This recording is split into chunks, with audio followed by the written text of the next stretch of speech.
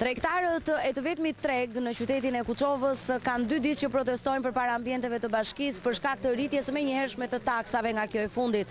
Ata pretendojnë se janë tregtar ambulant dhe se taksat aktuale janë të papërballueshme, edhe aq më tepër taksat të cilat bashkia tashmë i ka 5 fishuar për ta. Taksat janë rritur 5 fishin. Kartoni ka qenë 50.000 lekë, është bërë 250.000. Janë rritur dhe sigurimet shoqërore, nga 28.000 i bie afër 50.000 lekë në muaj. Çfarë po nxjerrim ne? Ne të punojmë vetëm për taksat. Jemi biznes i vogël, ne jemi ambulant, ne punojmë te fruta perime, jemi me tezga. Ne tani na fusin te biznesi i vogël. Ne 4 orë punë punojmë ditë. Në qoftë në ato premtimet elektorale ata na thonë që do ulin taksa, tani është një rritje taksash drastike, ne jemi të falimentuar. Një grup përfaqësues nga tregu vajtën dje në bashki dhe ata thanë që në qoftë se ju nuk i paguani ikni lërjani vendin tjetri. Kjo është zgjidhja për ne?